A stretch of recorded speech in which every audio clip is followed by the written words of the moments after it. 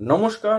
Astro research চ্যানেলে আপনাদের অতি প্রিয়, কাছের মানুষ, পছন্দের মানুষ এবং ভালোবাসার মানুষ জ্যোতিষ আচার্য শ্রী সিদ্ধার্থ আজ আবারও উপস্থিত হয়েছি আপনাদের সামনে আবারও একটি ভীষণই তাৎপর্যপূর্ণ এবং তথ্যবহুল এপিসোড নিয়ে সরাসরি আলোচনা তুলে ধরতে।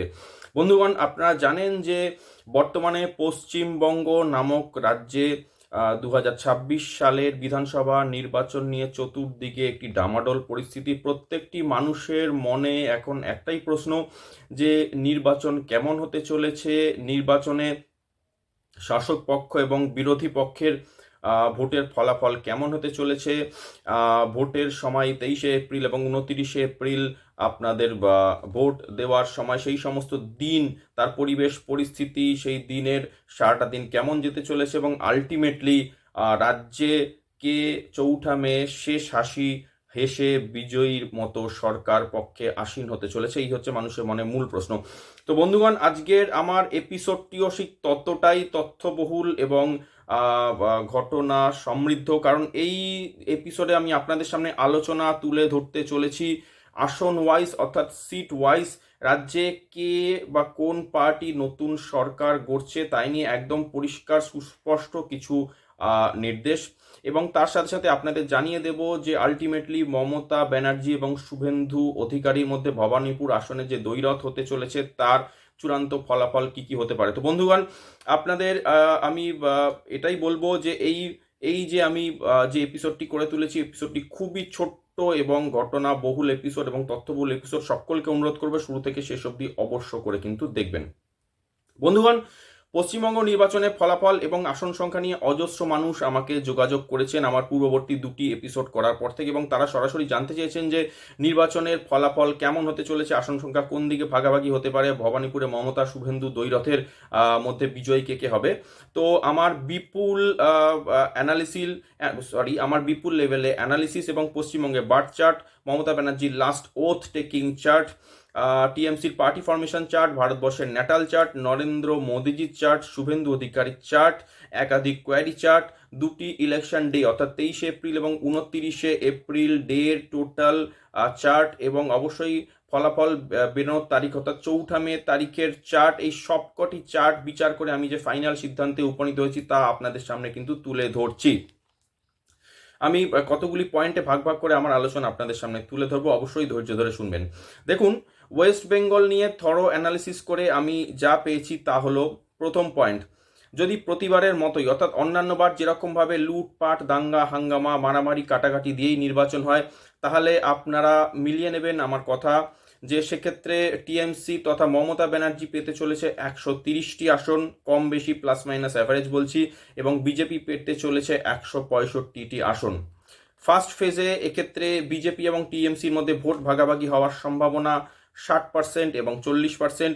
সেকেন্ড ফেজে মমতা ব্যানার্জির পক্ষে আসা উচিত 30% ভোট, এবং বাকি 70% বিজেপি তথা অন্যান্য বিরোধী দল নিয়ে আসবে, এবং এই হিসেবে কিন্তু মোটামুটি আমার প্রথম সমীক্ষা বা প্রথম আলোচনা প্রথম পয়েন্ট থেকে বলতে পারি যে রাজ্যে বিরোধী জোট কিন্তু সরকার গঠন করতে চলেছে।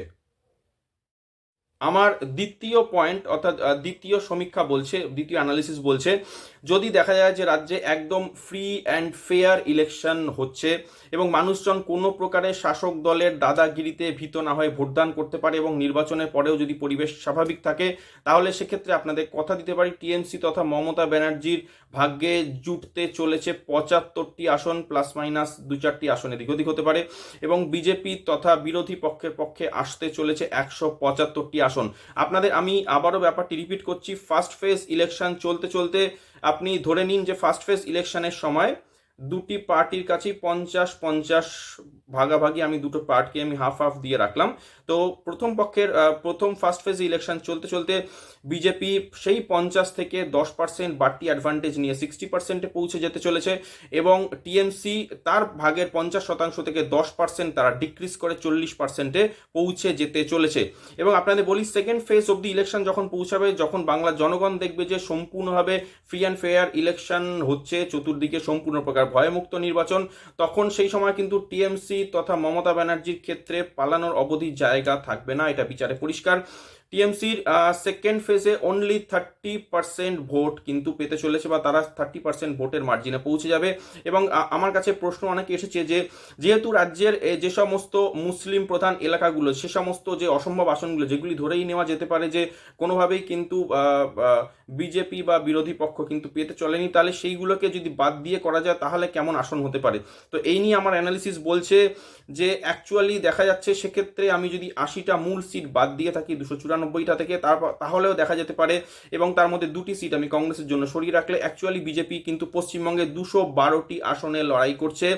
তো আজকের তারিখে, অর্থাৎ আজকে আপনার পয়লা বৈশাখের প্রাক্কালে 14ই এপ্রিল 2026 দাঁড়িয়ে বিজেপি দাঁড়িয়ে রয়েছে 42%-এ দাঁড়িয়ে রয়েছে। আর মমতা ব্যানার্জি 294টি আসনে লড়াই করে মমতা ব্যানার্জি আজকের তারিখে দাঁড়িয়ে রয়েছে 40% মার্জিনে। যদি 212 সংখ্যার আসন অনুপাত আপনি বার করেন তাহলে সেক্ষেত্রে আসতে চলেছে বিজেপি 50% আসন এবং মমতা ব্যানার্জি 35% আসন। আমি নরেন্দ্র মোদীজি এবং শুভেন্দু অধিকারী উভয়ের চার্টই দেখেছি। যেহেতু মমতা ব্যানার্জির ক্ষেত্রে নিজস্ব কোনো চার্ট নেই, সেক্ষেত্রে তৃণমূল কংগ্রেসের পার্টি ফরমেশন চার্ট, কিছু কোয়ারি চার্ট, আপনার পশ্চিমবঙ্গের বার্থ চার্ট, মমতা ব্যানার্জির লাস্ট শপথ গ্রহণ চার্ট এবং কিছু জামাকুল চার্ট, নবাংশ চার্ট ইত্যাদির উপর কিন্তু আমাকে বেস করে টিএমসি পার্টি বিচার কিন্তু করতে হয়েছে।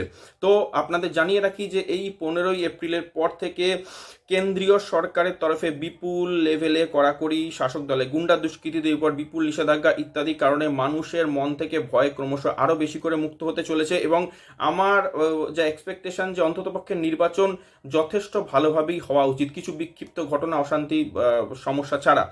23 তারিখের ভোট আমার হিসেবে যথেষ্ট ভালোভাবেই হবে, এবং সেক্ষেত্রে আপনাদের আমি জানিয়ে রাখছি ন্যূনতম মার্জিন হিসেবে বিজেপি 60% এবং টিএমসি 40%।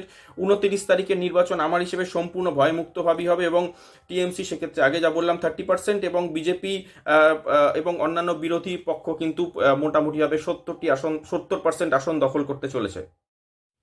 সুতরাং যদি ভয়ে রহিত নির্বাচন হয়, তো বন্ধুরা টিএমসি 2021 সালে প্রাপ্ত যে আসন সংখ্যা অর্থাৎ 215, তার থেকে 100টি আসন বাদ দিয়ে পাবে 115টি আসন, এবং বিজেপি 2021 সালে প্রাপ্ত আসন সংখ্যা ছিল 77টি, তার থেকে আপনার 100টি আসন বেড়ে নিয়ে আপনি ধরে নিতে পারেন 175 থেকে 177টি আসন পেতে চলেছে বিজেপি ইটসেলফ। এবং সেকেন্ড ফেজে যদি সম্পূর্ণ ভয় মুক্তভাবে মানুষজন ভোট দিতে পারে তাহলে টিএমসি সর্বোচ্চ 75টি আসনেই আটকে থাকবে, বিজেপি অলমোস্ট 200 আসন কিন্তু ক্রস করে যেতে চলেছে। আমার সাধারণ নির্বাচনের হিসাব যা বলছে যে ফার্স্ট ফেজে টিএমসি পেতে চলেছে 75টি আসন, সেকেন্ড ফেজে টিএমসি পেতে চলেছে 40টি আসন। এটি একটা বেসিক বিচার, কিন্তু জ্যোতিষীয় সংখ্যাতত্ত্ব বলছে জয়ের পাল্লা যেদিকে ভারী থাকবে সেদিকে 10% আসন বাড়তি যাবে এবং বিপরীতে 10% আসন কম হবে। অর্থাৎ সেকেন্ড ফেজে মানুষ যদি অসম্ভব ফ্রিলি ভোট দিতে পারে, সেক্ষেত্রে আপনাদের কথা দিতে পারি যে টিএমসি ওই 75টি আসনেই আটকে থাকবে এবং বিজেপি 175টি আসন থেকে বেড়ে 200 আসন অলমোস্ট ক্রস করে যাবে। আমি আমার ফাইনাল বিচার আমি আপনাদের একদম ফাইনাল এন্ডে টোটাল কনক্লুশনে আমি সামারিতে তুলে ধরছি। যদি ফ্রি ফেয়ার ইলেকশন যদি হয়, ডেফিনেটলি নির্বাচন কমিশনের আন্ডারে সেই ফ্রি ফেয়ার ইলেকশন কিছু বিক্ষিপ্ত ঘটনাবলী ছাড়া হতে চলেছে, এবং সেই ইলেকশনে টিএমসি পেতে চলেছে মাত্র 75টি আসন এবং বিজেপি অলমোস্ট 200 পার বা 200 ক্রস করে যাবে। আর কিছু পরিমাণে যদি বিক্ষিপ্ত অশান্তি, লুটপাট, দাঙ্গা হাঙ্গামা, মারামারি যদি হয়, তাহলে টিএমসির সর্বোচ্চ আসন সংখ্যা 115 থেকে 120, সর্বোচ্চ 125 মেরে কেটে 130 ক্রস করবে না টিএমসি তথা মমতা ব্যানার্জির পার্টি, আর বিজেপি সেক্ষেত্রে 165টি আসন ন্যূনতম পেতে চলেছে। আমার full and final prediction Paschimbanga 2026 বিধানসভা নির্বাচন সম্পর্কে যা আমি আপনাদের সামনে তুলে ধরবো তা হলো, পশ্চিমবঙ্গে আগামী 23 এপ্রিল এবং 29 এপ্রিল নির্বাচনের দিন যা খুশি ঘটুক না কেন, রাজ্যে বিজেপি সরকার গঠন করতে চলেছে এবং বিজেপি পার্টি রাজ্যে ক্ষমতা আসতে চলেছে। এটি আমার প্রথম প্রেডিকশন। আমার দ্বিতীয় এবং সবথেকে ভাইটাল চমকপ্রদ প্রেডিকশন যেটি হলো সেটা হচ্ছে যে অনেক দর্শক বন্ধু আমার কাছে জানতে চেয়েছিলেন যে ভবানীপুর দই রথের ক্ষেত্রে বিজয়ী কে হতে চলেছে। বন্ধুরা, ভবানীপুরে মমতা ব্যানার্জি নিজের কেন্দ্র থেকে হাঁটতে চলেছেন। কটি আসনে উনি হাঁটছেন সেটা বড় কথা নয়, তবে খুব খারাপও যদি হয় তাহলেও 2 থেকে 3 হাজার ভোটে মমতা ব্যানার্জি ভবানীপুর থেকে হাঁটতে চলেছেন এবং ভবানীপুর থেকে শুভেন্দু অধিকারী জয়লাভ করা শুধুমাত্র সময়ের অপেক্ষা। আমার তৃতীয় এবং চমকপ্রদ প্রেডিকশন, সেটিও আপনাদের সামনে আমি তুলে ধরছি, একটু শুনবেন। দর্শকদের জন্য বলছি যে দেখুন, সব কিছুরই একটি শেষ থাকে এবং বলা হয়ে থাকে যে বিনাশকালে বিপরীত বুদ্ধি।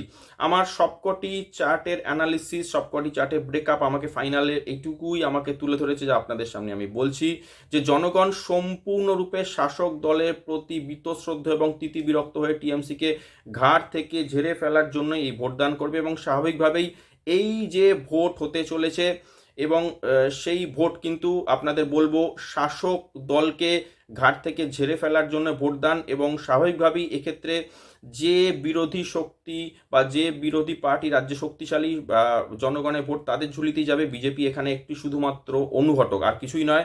জনগণ এই ভোট করতে চলেছে শুধুমাত্র রাজ্যের সরকার বদলের জন্য, সরকার রাখার জন্য নয়। আমি আবারও মেনশন করব, এই ভোট যা হতে চলেছে তা কিন্তু রাজ্যের জনগণ কর্তৃক রাজ্যের বর্তমান সরকার বদলের জন্য, সরকার রাখার জন্য নয়। সুতরাং এটাও নিশ্চিত থাকুন আমার তৃতীয় প্রেডিকশনে যে রাজ্যে সরকার বদল শুধুমাত্র সময়ের অপেক্ষা। এটাও কিন্তু আমার তৃতীয় এবং ফাইনাল চমকপ্রদ প্রেডিকশন।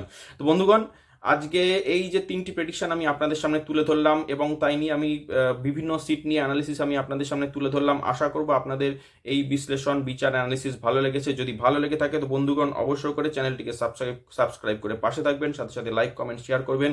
বন্ধুগণ, আজকের মতো এটুকুই। ফিরে আসছি আগামী কোনো এপিসোডে নতুন কোনো আলোচনা নিয়ে আপনাদের সামনে সরাসরি আবারও বসতে।